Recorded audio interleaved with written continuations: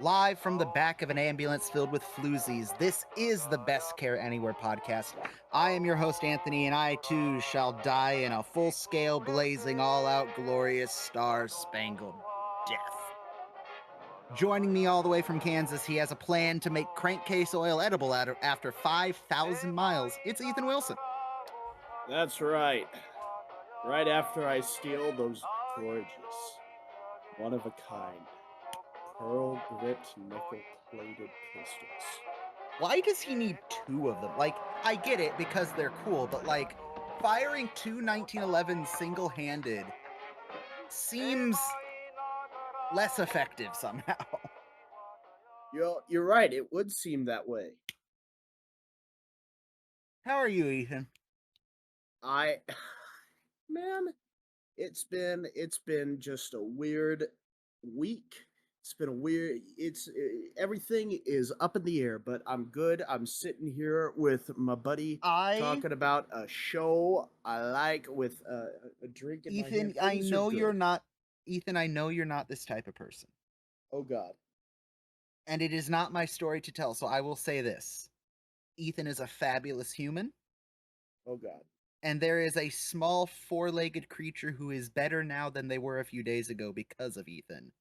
I won't go into detail, but Ethan is cool. We love Ethan. Ethan is hero to puppies and small dogs and children. Well, That's not very children, but that's very sweet of you. Yeah, children are still afraid of me. Um, yeah, that will probably never change. yeah. So, Um, for those of you not picking up on it, animal being abused, Ethan got involved. Animal no longer being abused. We love this. I Uh, don't wanna go into more details than that yeah, until the situation is a little bit more resolved exactly. This because is an ongoing. my name is on a police report and I'm permanently trespassed from a particular piece of property.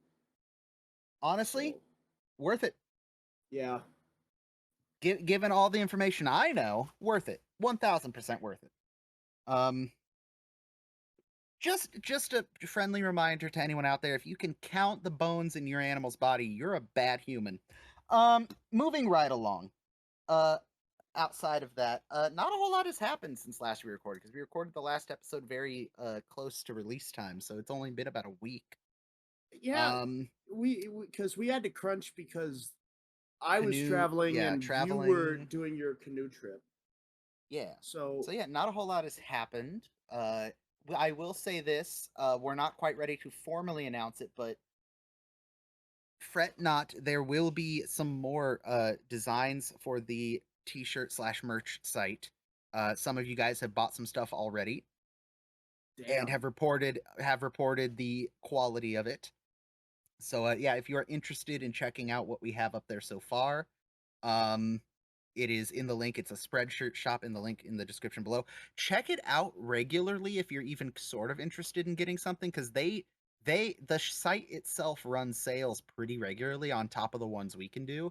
In fact, I think as we're recording this, they're finishing up their like 20% off Labor Day sale. But don't worry, there are free shipping, certain percent off sales, buy one get ones all the time over on the site. So go check it out.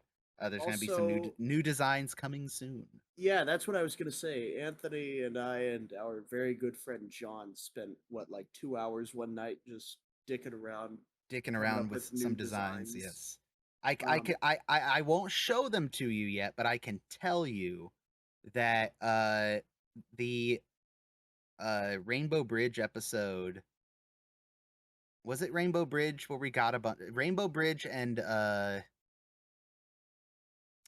Officer of the Day provided quite a few quotes that are going to be made into some form of t-shirt art. So be ready for that. Um, my since we're designs won't make it because I lean a little bit to Unabomber, but yeah, nonetheless, I do want you to finish the one though, because I think I kind of want one yeah. just for that. Like we said when we first launched the site, it's mostly so that we can do dumb shit and get dumb shit on t-shirts that we love from Match. And if other people love it, then so be it. But yeah.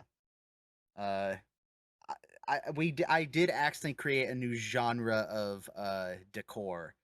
You've heard of wine mom aesthetic. We now have martini dad aesthetic. So get ready for that. Uh, on top of we'll just do this up front instead of at the back end like we normally do. We also have the Patreon. You guys have heard.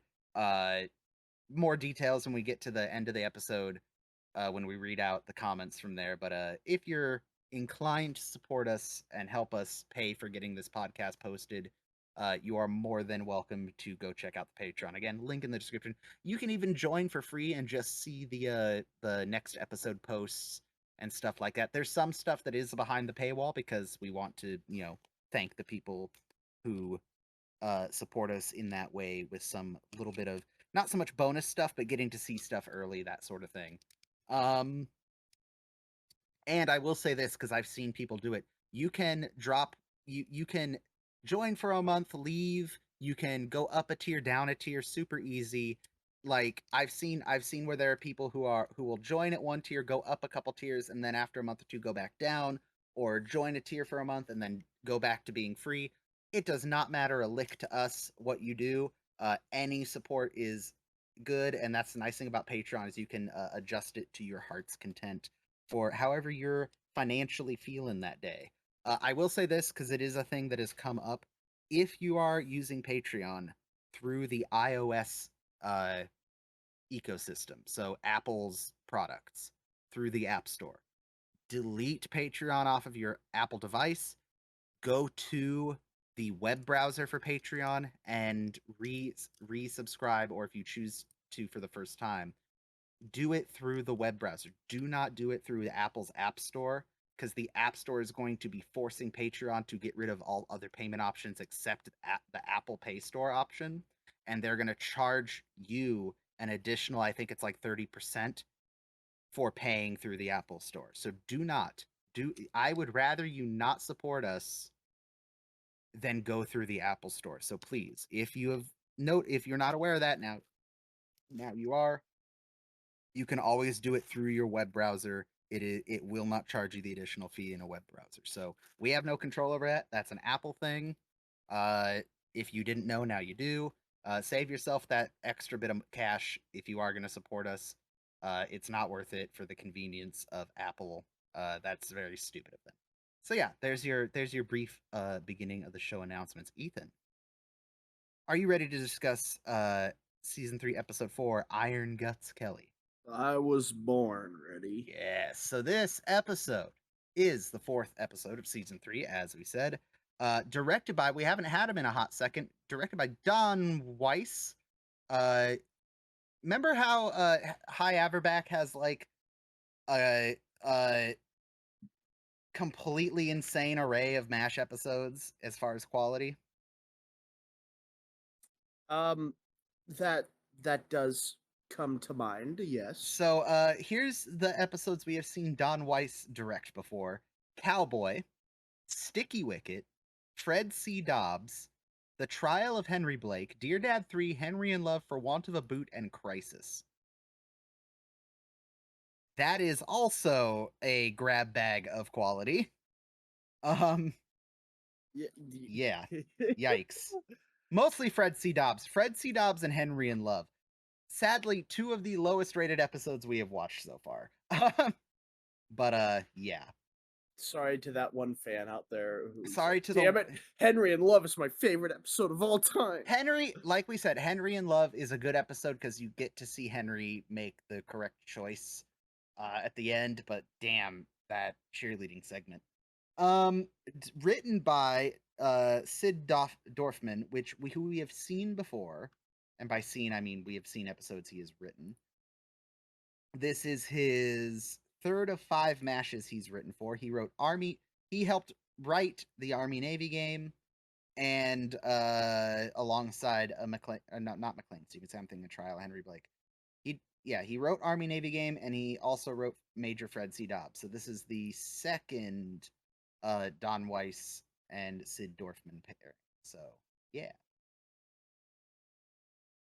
This episode released October 1st, 1974. Yeah. And we hop right into it. This episode moves surprisingly quick. Like, we get into it. Hawkeye and Trapper are gearing up for surgery. Lots of good little one-liners in this episode, as the fans pointed out over on Twitter, and we'll get to them as we go through. But nurse, I'm putting you in my hands. That'll be a switch. Don't get fresh, doctor. I can't help it. I have myself flown in fresh every day. It's like just bop bop bop, one right after the other. Frank comes in, uh, all gung ho because the Nash unit is going to be inspected by General Kelly, one of the finest fighting generals in the nation's history. Uh, right into Henry's office where Henry is frantically cleaning. Radar comes in and says General Kelly is just pulled right up. He's here, sir. They got to stash the polish. Henry wants to drink something before the general gets there, so he chooses vodka because it has no smell, but he drank bourbon before. Just this episode gets off to a flying start. Like, it's insane. It's a little crazy.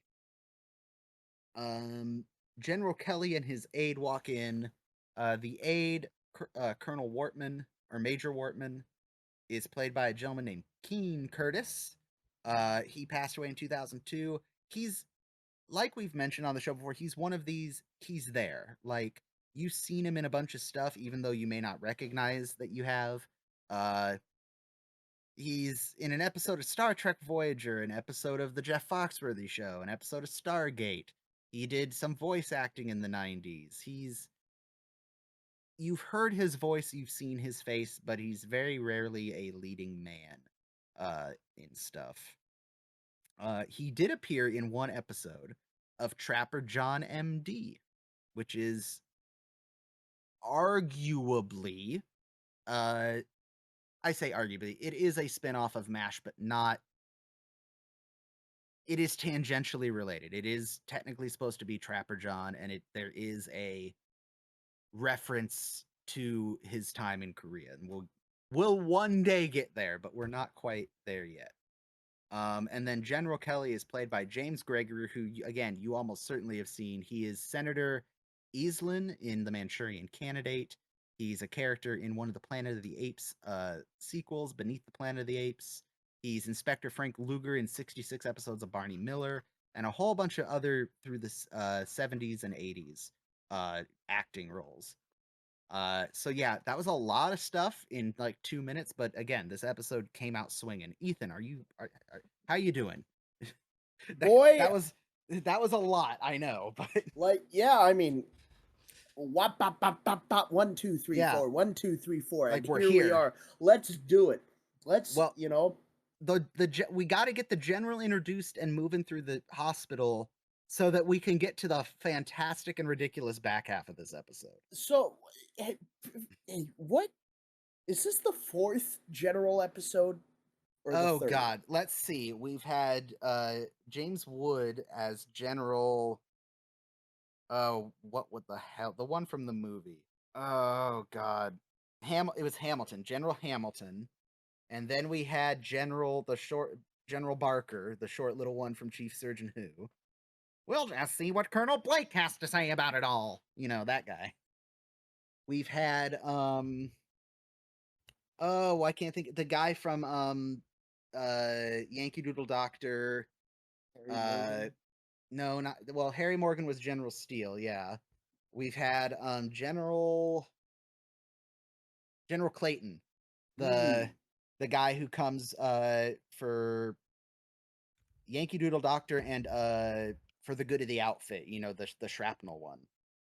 I like General Clayton. I think General Clayton, I think, would have been a good long-term general. Hamilton wasn't bad.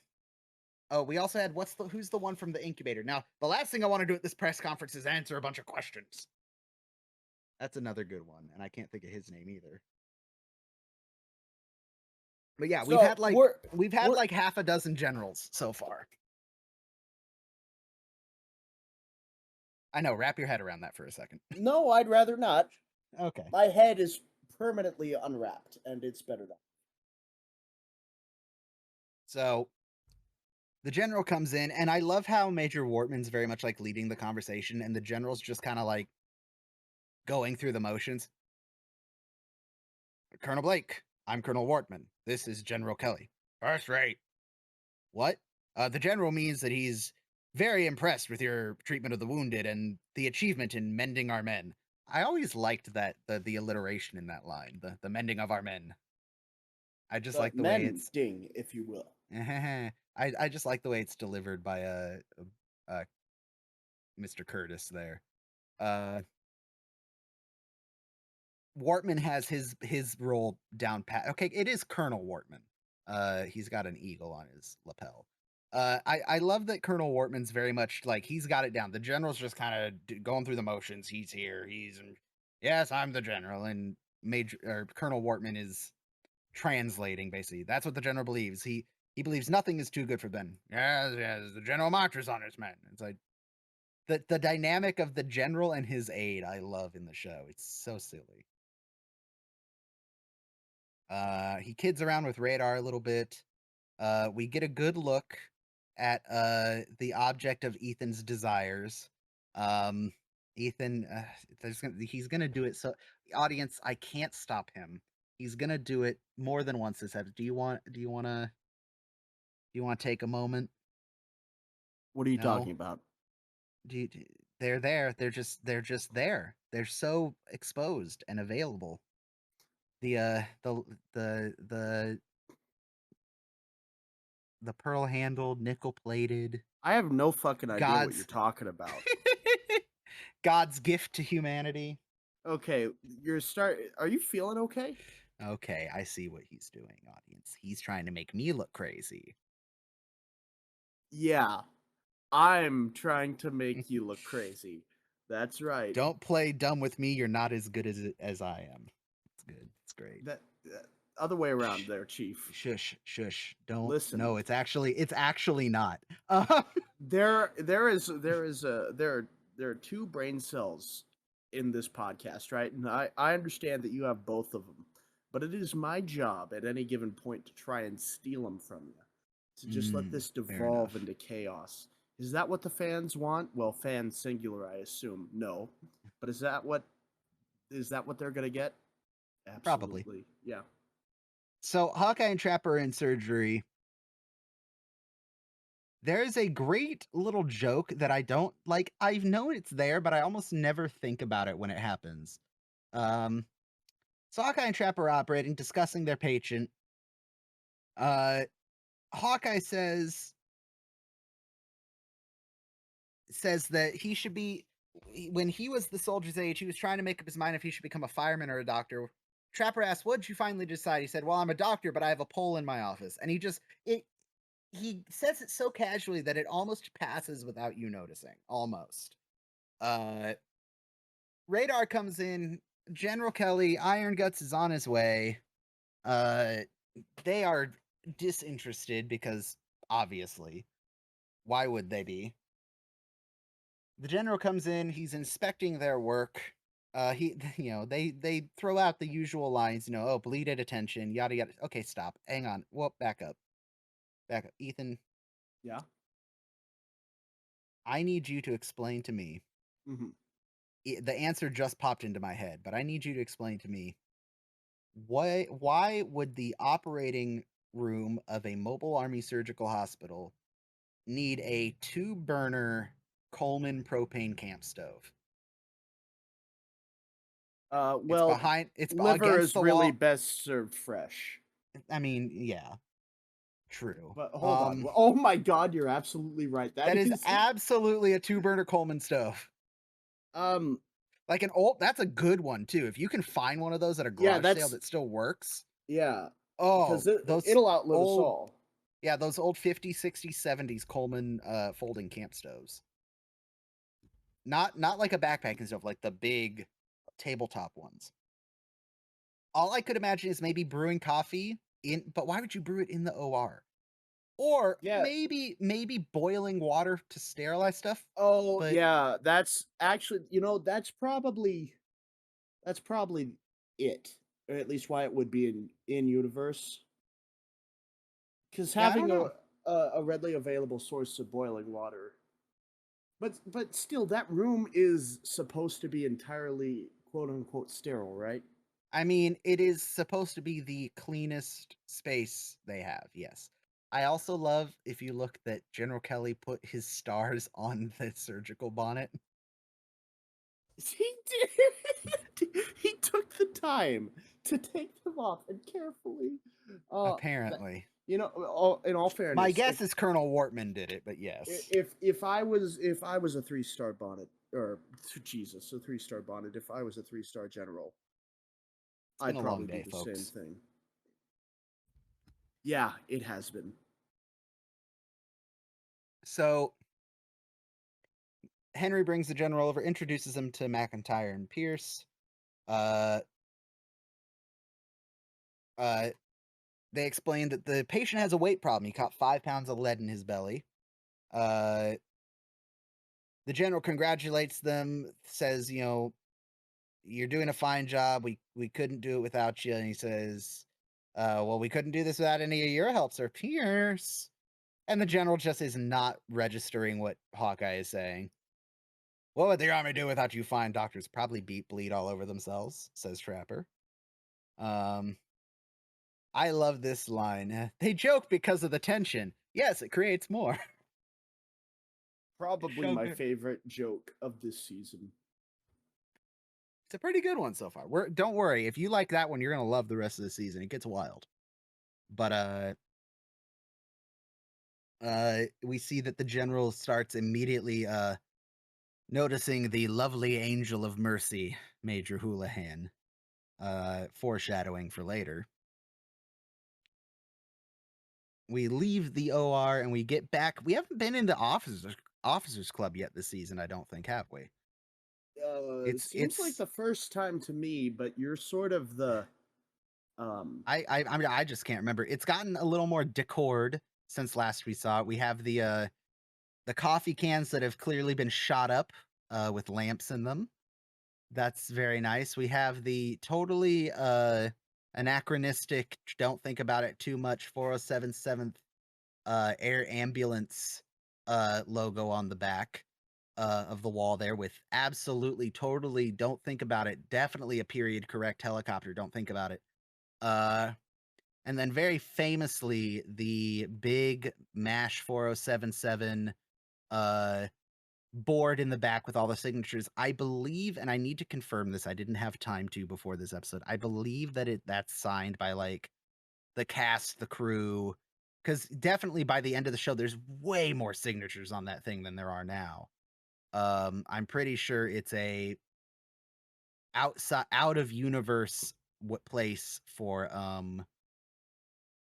people to sign, and it's just out of direct shot most of the time that they can get away with that without you seeing like Alan Alda or I don't know if his name's on there, but you know what I mean. Like sure. it's a set piece that's allowed to be a little bit diegetic as far as showing you about the cast and crew. I think I want to try to replicate that 4077th Medical Air Ambulance sign in the back. I dig that. I dig that. I dig that. I'm not able to find a really good shot of it. I'm able to see exactly what you're talking about. You know, the Red Cross. What is the term for that medical symbol over the Red Cross? There's a term for it. I know there is. Caduceus. That's right. The staff with the if you will. No, the staff with the serpent going up. Yeah. Ancient symbol of medicine and healing, but all that. As the general walks in, you then again see him just kind of doing the just going through the motions. Walks in as he passes the table with the two soldiers. One of them gets up to stand at attention. That's all right. Likewise, I'm sure. Like, again, that moment, that little moment goes by if you're not paying attention. I missed it on our first watch through. Actually, yeah, I love the little bits of detail that you get to see over the seasons in the Officers Club. You have the tables made out of old Jeep tires with little red felt inserts. Okay, I swear to God, I'm not crazy. I'm not going crazy. This isn't a bit. Audience, I know we do this as a joke. There's a fucking engine piston on the bar. I swear to oh God. my God! Wait, there is. Oh my God! What the I noticed it as a joke in Henry's office in season 1. It's not it wasn't supposed to go this far. I really don't I really don't know what to do anymore. And then it was in the movie. I listened to that episode again. It was in the movie too. Oh my god. It won't go away. I know it's just a random prop they put out on the set, but it won't go away. You know, I actually stole the idea from the show and I guess the movie too, and now I have one of my old pistons as an ashtray on my I desk. mean, they work totally. They even have the little divot on either side to like rest a cigar in. Like Hmm. it works, but man, I hate how regularly it comes up. Um so yeah, they come to the bar. The Mr. Kwok, the uh bartender, we have seen him before. He is played by a gentleman named Byron Chung. He'll be in about 7 episodes of MASH. We've seen one already. He was the POW in Germ Warfare that were gonna gave Frank's blood to, and then he got sick. And then they had to have Frank pee in a bucket. You know, just normal MASH things. Um they get drinks with the general. The general mentions that it's a little quiet around here, and you got to hear some good old fashioned gunfire every now and then. And it's like, oh boy, okay, we can maybe do that. But so Henry offers to send some guys out to the range. Majors Burns and Houlihan come on in, wanting to meet General Kelly. Once again, another trope in this show that never gets old. Uh, Major, General, Major, Colonel, Colonel, Major. It's great. Uh, they posed for a photo. Uh, Margaret mentions that just being in the general's presence is intoxicating enough. Um, oh boy, it's getting weird. If Loretta Swit said that to me, I would fold immediately. I love that as they pose for a photo, Henry tries to get in closer, and the general just looks at him like, "What are you doing?" Uh, excuse me. Uh, General, your gun's digging into my thigh. Lucky gun. Like, oh no, I have no opinions on that. you motherfucker. What? Nothing's happening. So to get good on the general. The general is paying attention. He realizes he's got to get Frank out of the picture. Uh, he orders Colonel Wortman to take Frank to the motor pool so that he can see how closely it conforms to the Pentagon's new Franistat plan. Uh, or Franistan plan. Uh, and he explains, "Sir, what's the Franistan plan? It's a plan for making crankcase oil edible after 5,000 miles." Which you'd think would sound crazy, but I can't remember which. It's not. I don't know if it's canola oil, but one of the like cooking oils that is regularly used was technically started its life as a lubricating oil. I think it was cottonseed oil. Yes, an oil that is regularly used in the production of food was originally a engine lubricant, and probably shouldn't be consumed, but can be. So And frequently is. Thanks, FDA. we're not doctors. I don't know the validity of that statement. You're a person who can make adult choices. I'm a doctor. No, Well, not a doctor, but a student of life. Ethan, is the crankcase oil edible? Depends how drunk you are. Fair, very fair. Believe it or not, a character in the show in the future will test that theory.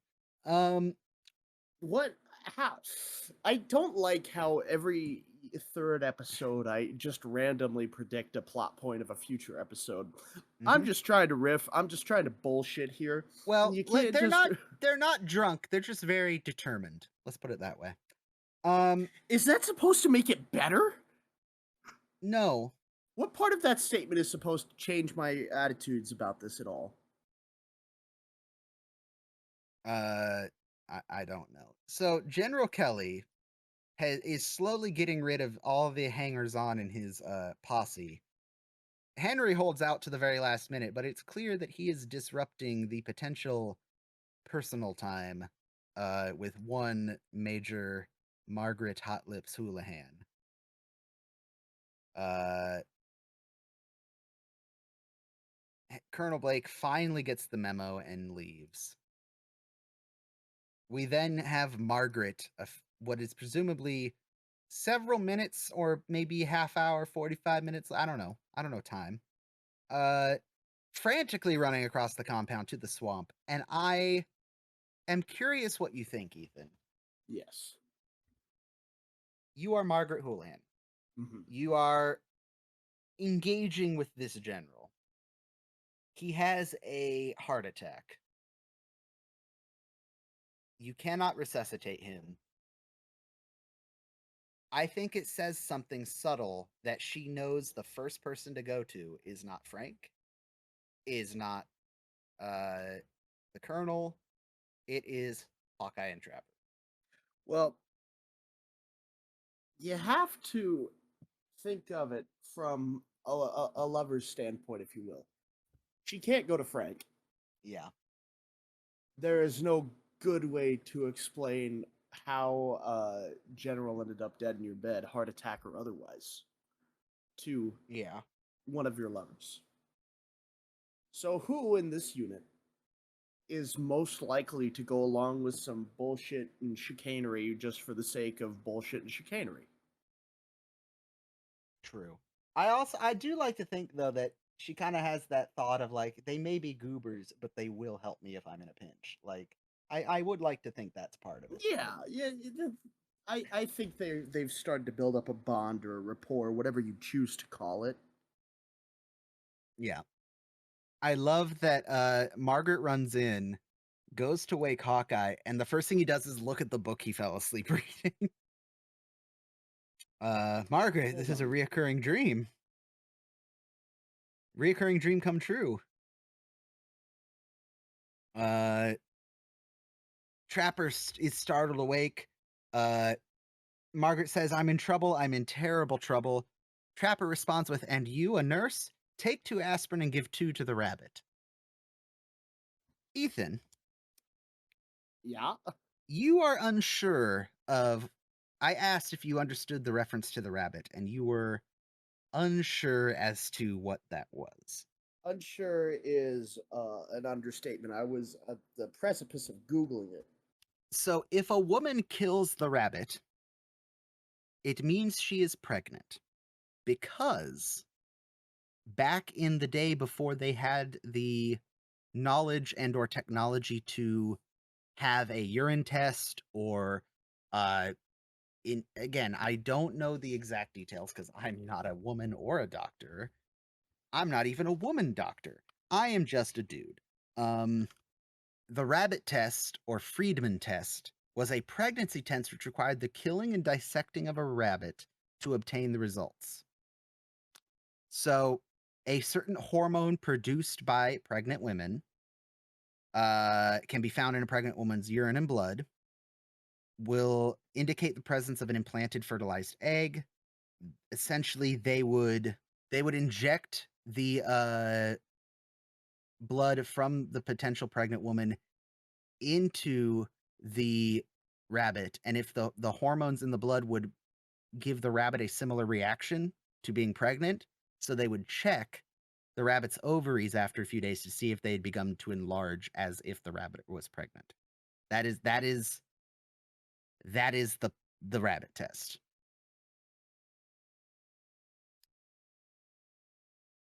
Why? Why? How first of all, who figured Why? that out? No, no. Oh, well, yes, absolutely. But second of all, why? I'm starting to feel like less of the asshole in this situation for not knowing what that meant. Why do you know that?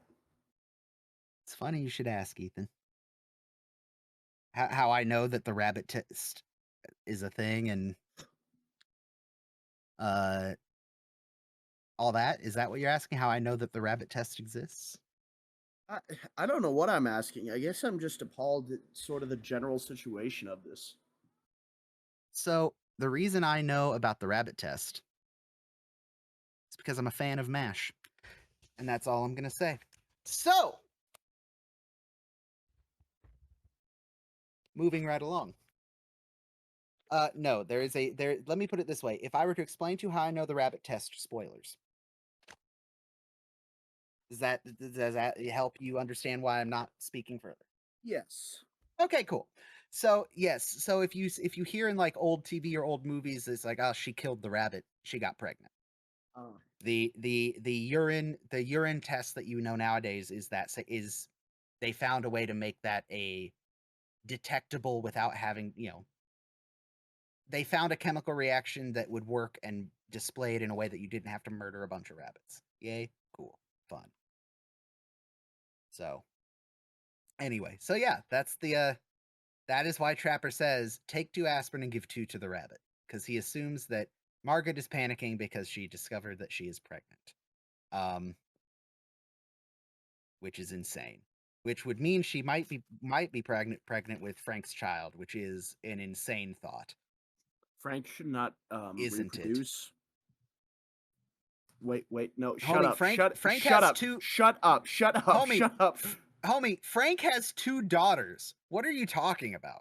Yeah, I'm not talking about what he's already done. I'm just saying, as a general statement for life, Frank should not reproduce. So as they are running over to Margaret's tent, they run into how dare the subtitles call him just man? That is Igor Straminsky, played by Jeff Maxwell. You uneducated subtitle writing swine. Uh, Private Igor tries to entice the doctors with a case of beer and business girls. Uh, to which Trapper politely reminds me, "You got to keep it down. There's a general in camp." Uh, they wander into the swamp, or sorry, into Margaret's tent, not the swamp, to discover General Kelly dead of a massive MI, which, for those unaware, MI is a myocardial infarction, which is the medical name for a heart attack. Also a great name of a heavy metal band. Dude, that's the new thing. Heavy metal bands, just start naming yourself after like diseases, which I know is a thing you do, but like find the really great, like, what's up? We're myocardial infarction. Like that'd be pretty good. No, there's one metal band that's already ruled them all. Hold on. Party Cannon is the name. Party can. Yep. Oh no. Just gonna go ahead and show this to you. Oh That is a no. heavy metal band. Oh, partied in half. Oh no. All right. Anyway, so the general has died. They are kind of okay. So Ethan, Okay. based on the jokes that are said here, uh, his heart finished before he did. His heart stopped before he did. You know what I mean? Like, was this in the lead up to coitus, or did he have a heart attack mid coitus?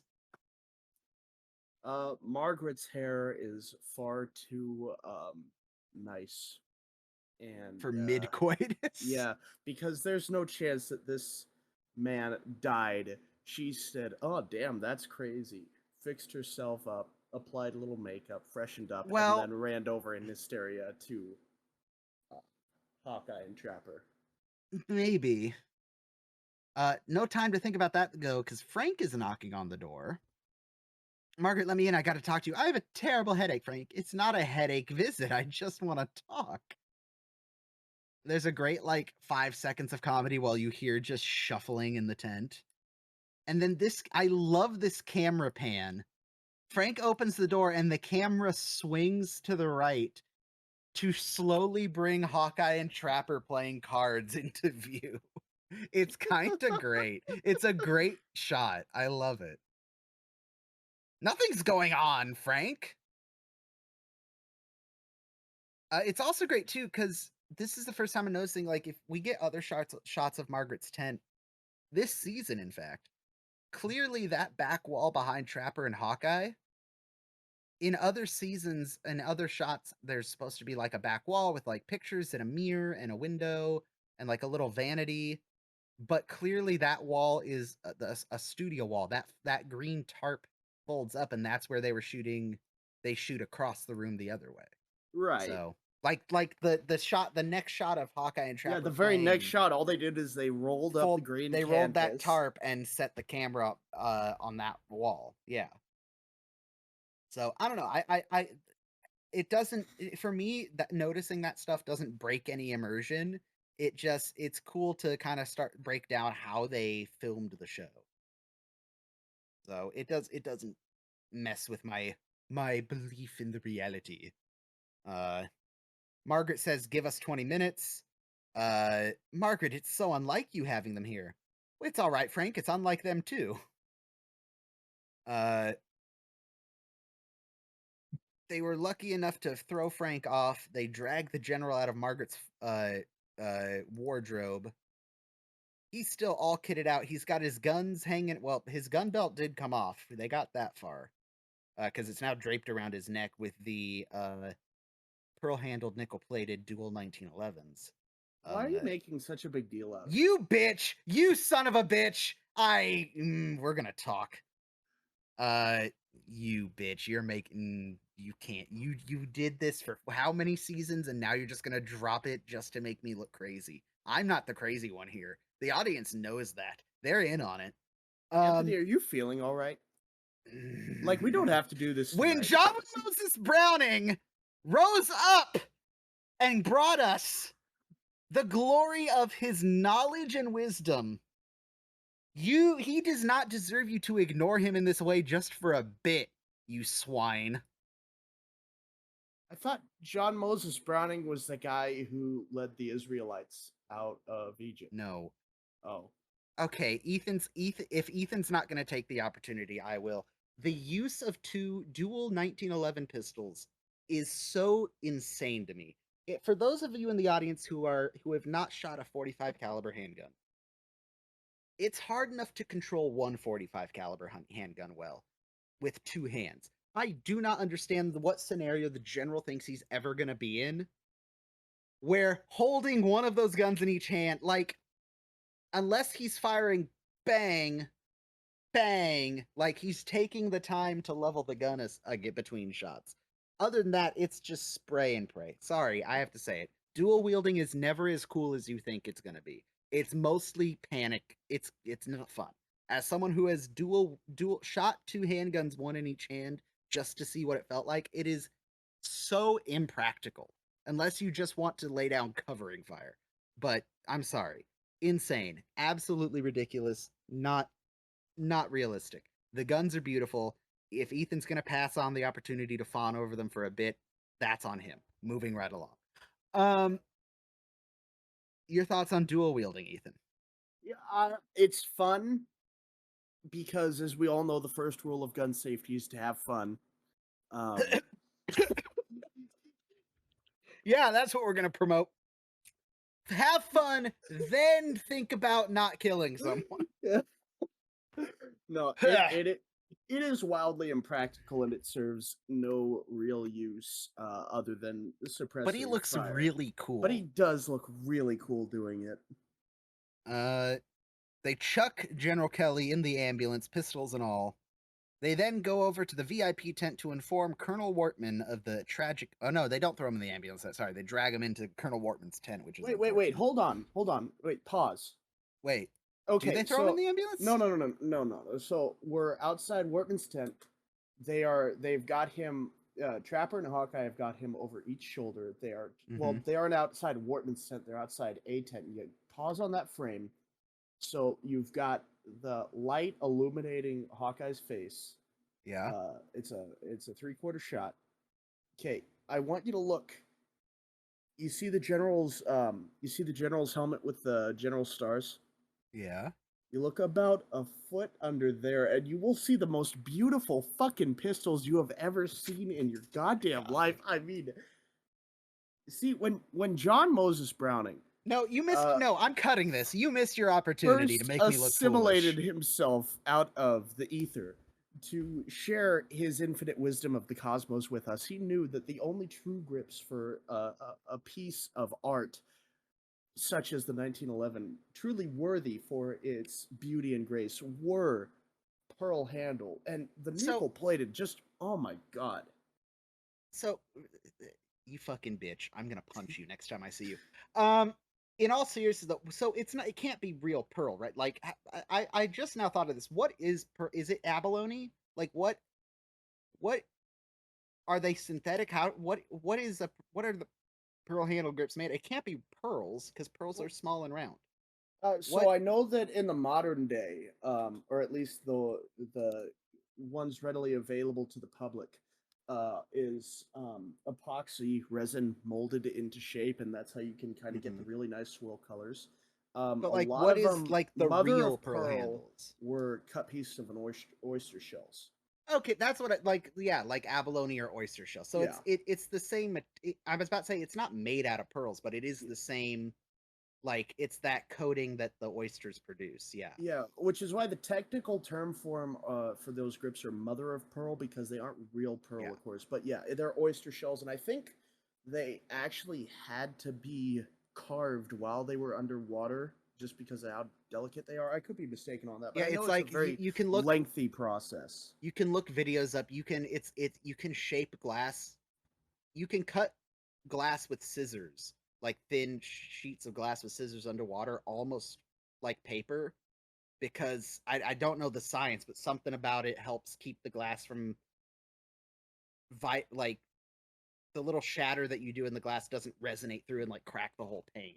I don't know. It's Right. goofy science, but yeah, no, that makes total sense. You son of a bitch. All right. Yes. So they drag General Kelly into the VIP tent. Colonel Wortman's like, what? Something wrong with the general? He's ill. He's a little worse than ill. He's dead. Dead? He can't be dead. Listen, we studied dead.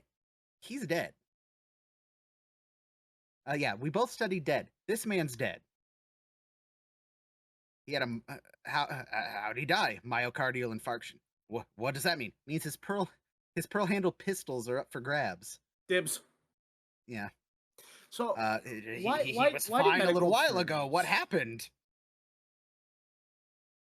It's so great. why do medical terms have to be so funny? Infarction? How am I supposed to keep a straight face? Mhm. How did it happen? We'd rather not say. Let's just say he expired in here. What's the line? He died in action at the front. That's what the headlines will read.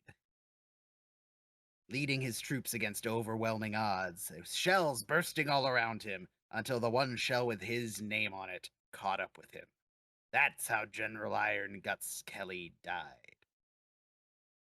So, essentially, Colonel Wortman is determined to have the general go out a hero. It has to appear that he died leading his men. He then quotes a very lengthy and clunky Zen Buddhist saying, which probably isn't. Uh, just as a clay pot shall crumble while being lowered into the well, so too must generals die in battle. All you have to do is sign the death certificate, and I'll fill in the details. Uh, Hawkeye and Trapper are absolutely against just filling out a blank death certificate. It goes against the Hippocratic Oath to misrepresent, to forge, to all that jazz. Even with the army chain of command threatening them, it's and they would absolutely have a case in front of a court martial that no, we cannot be forced, regardless of military needs, wants, or desires. We cannot be forced to break the Hippocratic. That's forgery and perjury and all sorts of stuff. That's out. That would be very illegal for Colonel Wortman to forcibly order them to do that. But yeah. And there's not even really a good justification for what Colonel Wortman is saying. In the Korean War, Ethan, if I may, uh, only two generals were killed in the Korean War. One was General Walton Walker. He was killed in an auto accident, and Bryant Moore died of a heart attack after a helicopter crash. So, yeah.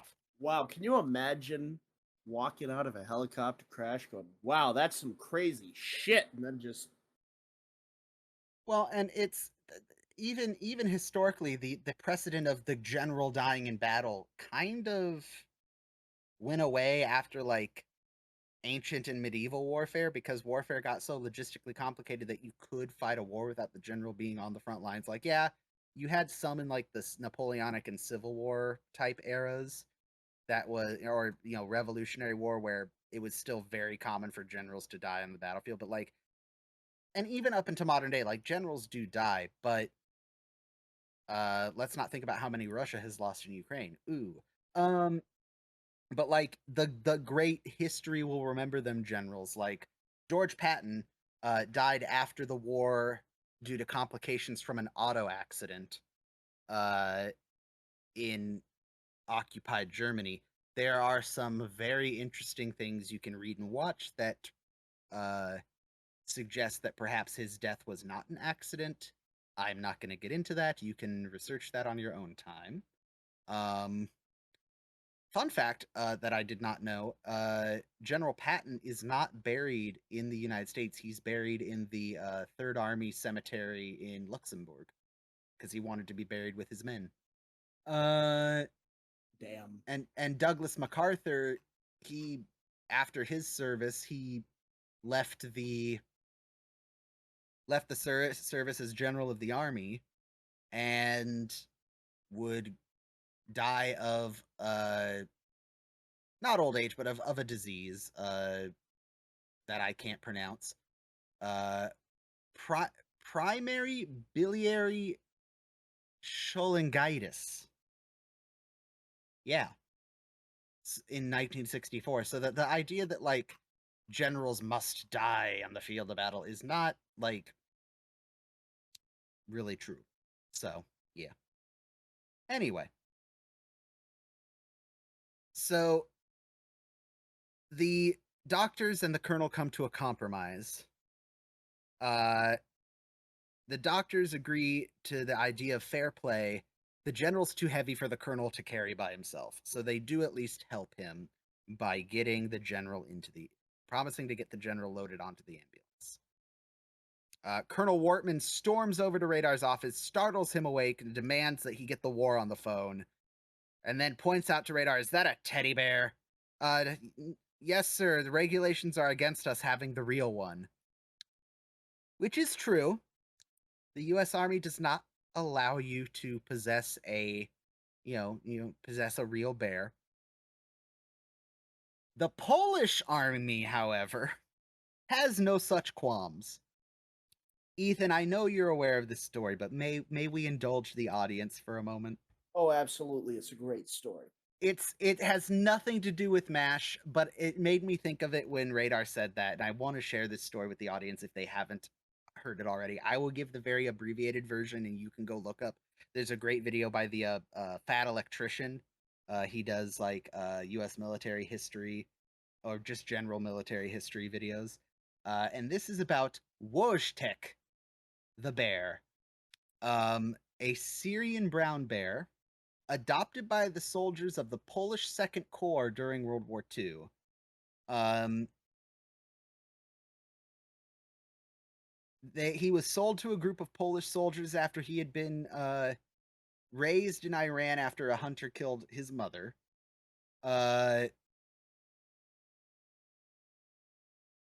He officially was given the rank of private and then subsequently was promoted to corporal. He accompanied the Second Corps to Italy, serving in the 22nd Artillery Supply Company, where he helped move crates of ammunition. He was taught to pick up and carry crates of artillery ammo.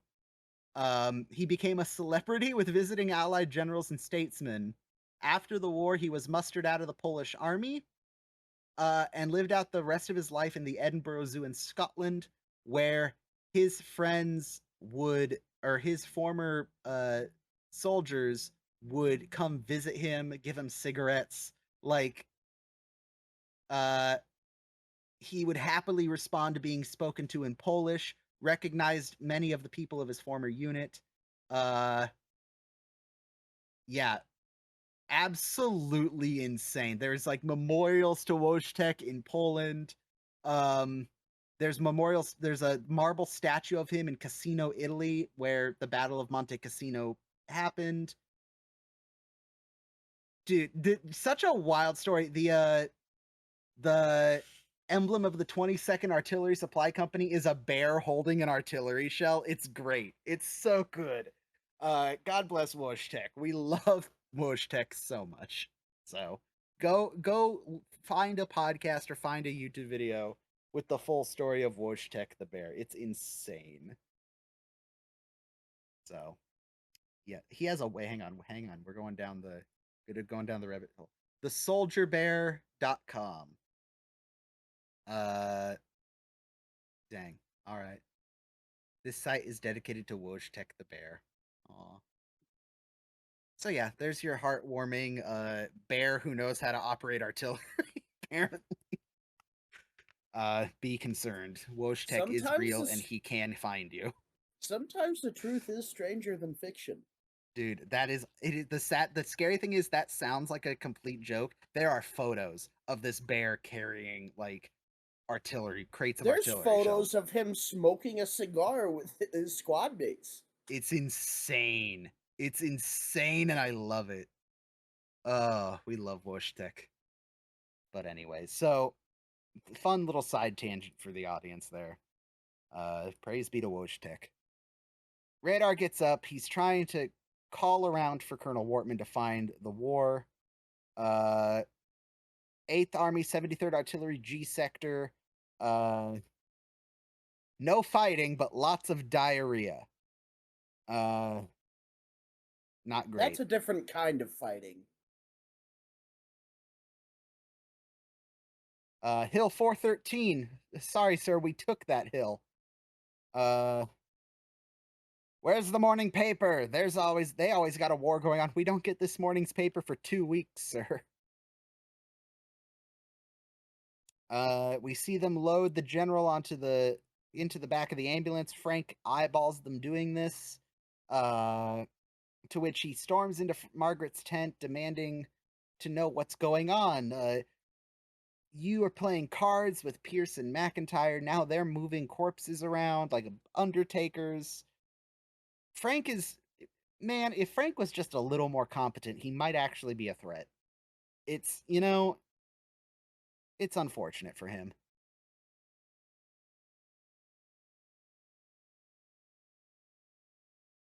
Frank understands that something is going on and is trying to nose his way around it. He ends up accidentally sitting on one of the general's stars that got left on Margaret's bed, and poor Margaret has to try to find a way to explain to Frank how it got there, and he's just, I love that Larry Linville's face. He just sits there and Margaret's like, well, it's very simple, Frank. And Larry Linville just kind of leans in, looks right at Margaret, and just kind of purses his lips like, I'm listening. Not in an angry way, not in an upset way. Like he's like a little 8-year-old who's like, ooh, this is interesting. Yeah, what? I want to know. It's so goofy. But he has all of the situational awareness of a banana. Yeah, poor Margaret. General Kelly's daughter wants to be an army nurse. And he wanted to see what her quarters would look like. So I showed him I brought him to see mine. Well, did he? Did he what? See yours. Oh, Frank. Oh. Radar has found a unit with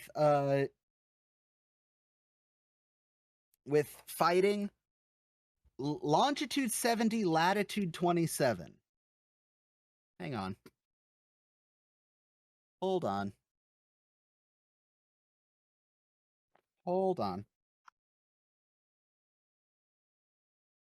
We're gonna see. I'm sorry if this is a bit I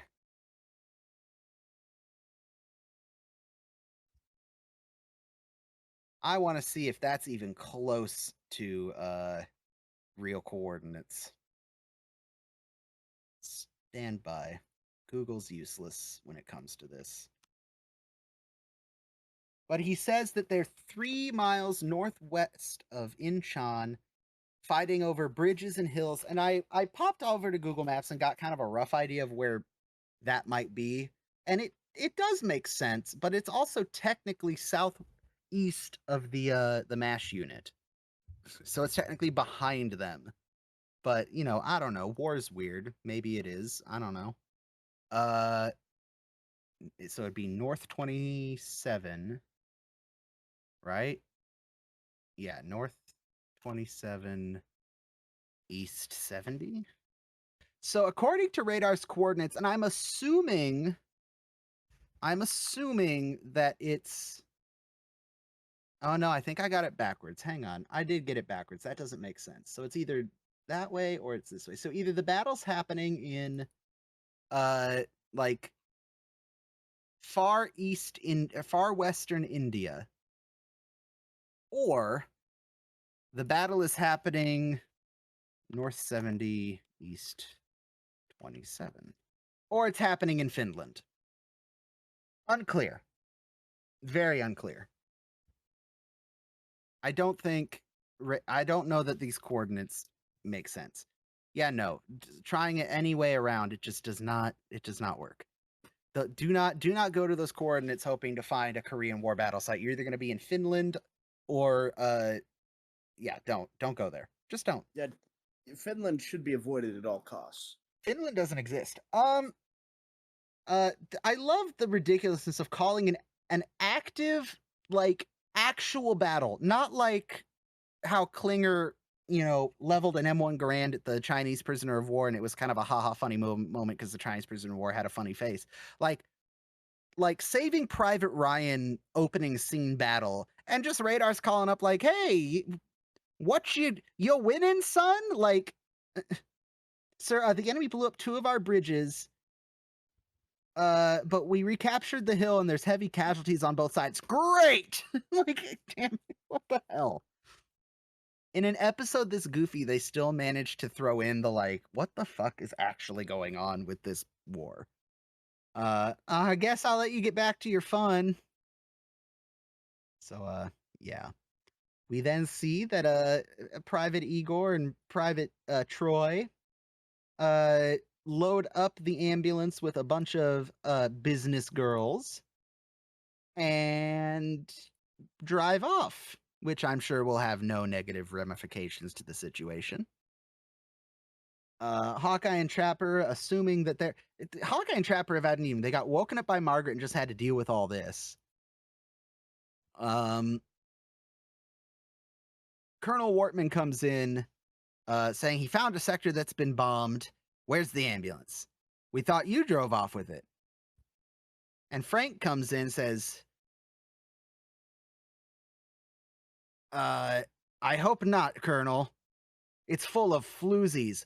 And I love Hawkeye, Alan Alda. Uh-oh. Like an old radio show. What are you talking about, Major? That ambulance that was parked in front of the VIP tent. Don't worry, it won't get far, Colonel. The MPs, I called the MPs, the ambulance is going to be stopped and everyone in it arrested. You can't do that. That's restraint of trade. Oh, no. Major, if it's the last thing I do, I'm going to get you for this. Poor Frank, not knowing. He has no idea what's going on. He has no idea. Absolutely zero concept of what's happening. Radar is woken up yet again. Henry comes in. The whole camp is jumping. What the hell's going on? He answers the phone. It's the MPs. General Kelly is dead. A Korean national on a bicycle, his family, their furniture, and a pig made a bad turn and sent one of our ambulances down an embankment. Was anyone hurt? Yeah. Yeah. Well, they pulled 6 business girls out of the ambulance. They're okay, but the general's dead. Wait, General who? Poor Henry and poor Frank just sadly being on the receiving end of this insanity. Colonel Wortman goes full, like, Colonel Flag levels of insane. I want you to put General Kell in the ambulance and drive to the G sector. Sir, there's no fighting there, just diarrhea. I'll get the fighting. Get me Kimpo Air Base. I want a squadron to get jets. Get me the Navy for offshore bombardment. Major General Iron Guts Kelly is gonna perish in a full-scale, blazing, all-out, glorious star-spangled banner death.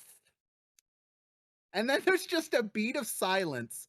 Henry walks across the room. Hey guys? Yeah.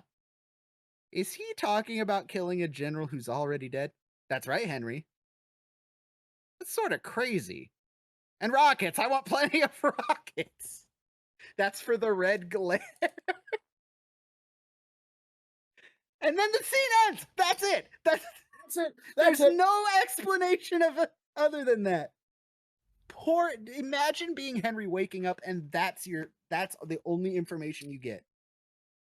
Rockets. I want plenty of rockets.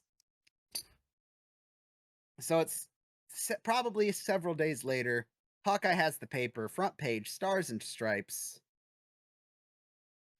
General Kell, the Pentagon has announced today the death of one U.S. Army general's most colorful figures, Lieutenant General Robert Iron Guts Kelly, a man who was loved by all, only one time too many. Seems he died in battle, in action to the finish, heroic to the end.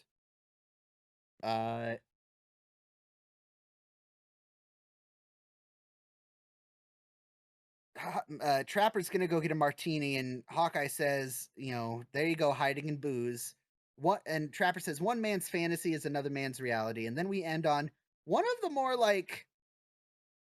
not lecherous isn't the word I want to use, but I'm gonna use it because it's the only one I can think of.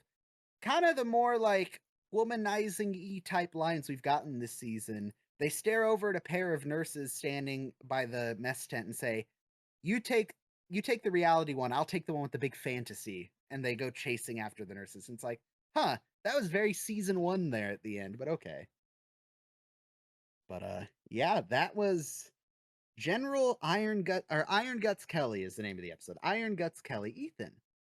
Yes. What the fuck did we just watch? I don't know, man. I'm sort of been just along for the ride on this one. I don't want to say there's a lot going on because that's sort of a too hasty of a summation, but there's just what is going on so quickly. Yeah, this episode was on cocaine. Yeah. And so apparently what was the name of the writer? Weiss? Don Weiss is the director. Sid Dorfman is the writer. Oh, Dorfman. If ever there was a man who took cocaine in a writer's room, it was somebody with the last name Dorfman. Oh no. So Ethan, your thoughts on the episode? It was good. I want to sort of parrot something you said at the beginning. There were a lot of very good jokes, very good one-liners in here. I get the feeling that this is probably a somewhat iconic episode, if not for the plot itself, then sort of for the all the jokes they squeeze in. This is up there with one of the silliest and funniest episodes of MASH. Like 5 o'clock Charlie levels of this is absolutely a funny episode, not a drama episode. Right. I don't know if I would say it's as funny as 5 o'clock Charlie, because that is a tough one to beat. But it is definitely funny. It is definitely unique. I liked it. I liked it a lot. I would watch it again. I intend to the second we hang up. There was a point of contention raised by some audience members. How do we feel about Trapper's role in this episode? Was it clearly he wasn't the leading man because that ship has sailed, but do you think he was represented equally with Hawkeye, or do you think Hawkeye was still more the driving force? I'm going to be honest. Sort of the first watch through, we get to the part where they're trying to figure out how they're going to say the general's going to die, and Hawkeye gets ordered to just sign a blank death certificate. You take it from there, and Hawkeye and Trapper just sort of go, no, we're not fucking doing that. And I go, okay, you know what, that's somewhat reasonable. But it sort of seemed more like the stick it to the man type thing than anything else. You know, just because, oh, you're ordering me to? Well, to hell with you and your war. I ain't gonna do that. But then they give Trapper, I think, probably the most important line of the episode, Mm-hmm. which is, and I want to Yeah, find it exactly. now that we don't have the episode up, hang on. Yeah, exactly. If you lie about the general dying in battle, it's unfair to the thousands of guys who really did. Yep. Bingo. The crux of the entire episode. Yeah, that the undertone of the entire episode is like, hey, no, not everyone who dies in war is some like glorious hero patriot of the homeland. It's most of the time really sad and tragic or just really mundane. But yeah. Ignoring the obvious moments of heroism that do exist because they do, but yeah. Not ignoring, that's not the word I want to use. Not counting those because they do exist and are real. But yeah, I think, and I'll read some of these comments when we get to the comments. I think definitely it was more of the same for the Trapper Hawkeye dynamic. Trapper did get a couple lines in there, but I still think it was mostly Hawkeye getting the good. He got the big A tier one-liners. Trapper got the B tier one-liners. But still. So, with that being said, Ethan, what would you rate Iron Guts Kelly? 4.3 out of 5. Funny, zinger of a one-liner, crack cocaine of an episode. Yeah, I think I'm gonna go right there with you. I'm gonna give it a 4 1/4, 4.25. It's funny, it's good, it's silly, it's ridiculous. Not a whole lot of stakes. It is a little. I did it's good, but I did give it 4.25. Kind of backed it down a little bit, just because one. Nah, let's not make hot lips hot lips. Let's start undoing the hot lips thing. Also, this is one of the only episodes we'll ever see. I think it's the only episode we see where they do the Weekend at Bernie's goofing around with a dead body thing. And I think that's a good thing, but there's something knowing where the series goes and some of the episodes we get, there is a part of me that's like, it's weird that they're messing around with the general's body. Like, again, I say messing around, they're dragging it around. Like, the subterfuge with the corpse is it's a little weird knowing some of the episodes we're gonna get. I don't know. That's a me thing. But yeah, 4.25, still really good. Still very funny.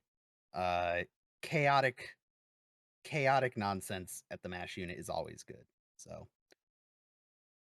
I want to read some audience comments and we get the frick out of here, Ethan. I will always want to hear what the audience has to say. Well, we'll pop over to the Patreon first. Leanne says, and rockets, plenty of rockets. This one's a banger, nonstop hilarity. The entire sequence from Margaret waking up the doctors to her explanation of one of those headaches to Frank, explaining why there's a general star in her bed is fantastic. 5 out of 5. I'll watch this one anytime. Mike Jameson, 5 rockets red glares out of 5. This episode's nonstop hilarity that mixes pointed one-liners and broad farce with sly commentary on war propaganda. There you go. Patriotism and heroism. For a season 3 episode, it has the feel of the MASH movie in all the best ways. The entire cast, as well as the guest stars, are bringing their A game, resulting in one of the more purely hilarious episodes of the series. Eminently quotable. This is MASH at its raucous, hysterical best. 5 out of 5 again. So yeah. Popping over to the hell site, formerly known as Twitter. We got 3.5 from Donut Eater, not one of my favorites. Do like certain aspects of it, though. I appreciate its take on the propaganda and glorification of death and war. As others have said, it has some really good dialogue. most of the people responding to this tweet are just responding with the ridiculous lines in this episode. No fighting there, just Understandable. diarrhea. 4 out of 5 from Cheese Smash has many as the many quotes in the comments are saying, very funny banter between the cast and the general. After his passing, the crazy ideas to make sure he goes out in a blaze of glory are very funny. Just a fun, goofy episode. 4 1/4 from Brian. Another funny and quotable episode. Season 3 has come out swinging. Uh, oh, this is Brian, our email Brian from last episode. To respond to some of our comments from that episode, he says, yes, he is fine. Listening to us at length for the last 2 weeks has not harmed him. Second, no, he is not from Swanton, but good guess, Ethan. Damn it. How funny would that have been? How fucking hilarious would that have been? Oh well. Let's see. Paul Mitchell 4.1 hijinks at the front type episode, but by this series Mash could do this much better. And sorry, I can't read. Mash could do this much better than they would have in series 1. So yeah, if this had been a season 1 episode, it would have been a little too hacky, but I think the writing was good enough that this episode works in season 3. I think it would have been been a little bit like some of the episodes from season 1 if it had been a season 1 episode, you know what I mean? Like the boxing episode was like Yeah. a little silly, a little goofy, but they weren't quite there yet. They are there. They are at that point with this episode. And then yeah, just pages and pages of people. Look, we both studied dead. He's dead. He just VIP'd away.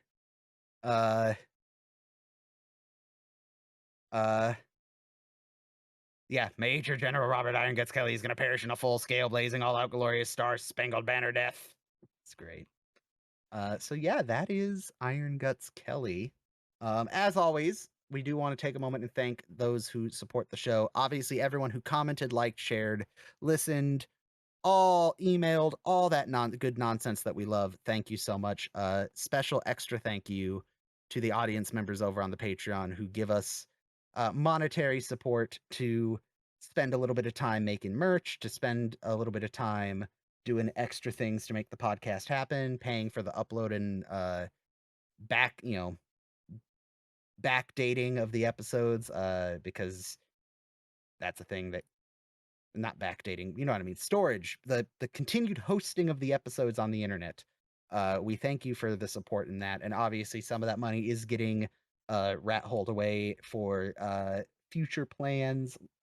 So thank you to the following people: Private Stuart Boyles, Private Sarah McIntosh, Corporal J Temple, Corporal Jared Gallagher, Corporal Derek B, Sergeant Louise Black, Sergeant Timothy Burleson, Lieutenant Mike Jameson, Lieutenant Leanne, Lieutenant Brad Ryder, Lieutenant Bill Pauley, Sergeant Dean Bear, and Captain Melody. We thank you all so much for your support. Our next episode is OR, and I'm going to tell you now, I should probably reach out to him and make sure he has the time and energy to join us. Mike Jameson is going to be joining us for OR, and I am very excited to have our first official guest of season 3. So yeah, Mike will be joining us for that. Hopefully. Hi, Mike. I hope I messaged you by now. So yeah. Any closing thoughts before we get out of here, Ethan? I still have dibs on the General's pistols. I will fight you. Fair enough. All right. Go find the picture of the Polish bear smoking a cigarette with his squad mates. Do it. It's now. absolutely worth it. We Go should as make a hard as- whoosh. It's not Mash related, but I feel like I need that Polish artillery unit's emblem on a t-shirt. Absolutely. All right. And with that, folks, we're going to get out of here. We'll see you in the next one. Have a great day, evening, morning, night, whatever. And we'll catch you later. Bye-bye. Get out. Oh, awesome. Very It got smexy. late. Very smexy. It did get late very quick. I learned a lot. Part of that was because we watched the episode before starting recording. We would have been done a half hour ago if we didn't do that, but we kind of had to because I didn't watch it either. Uh, like, I didn't watch it for the podcast. Like, I could have done it without having to watch it, but I need to take the notes and Of get course, yeah. the names and shit. Well, But, thank you very much, my friend. I you am are going most to go to welcome. bed. Alrighty, Oh, be good. I will try. Good night. Okay, bye. The time has come for us to say sayonara. My heart will always be yours for eternity.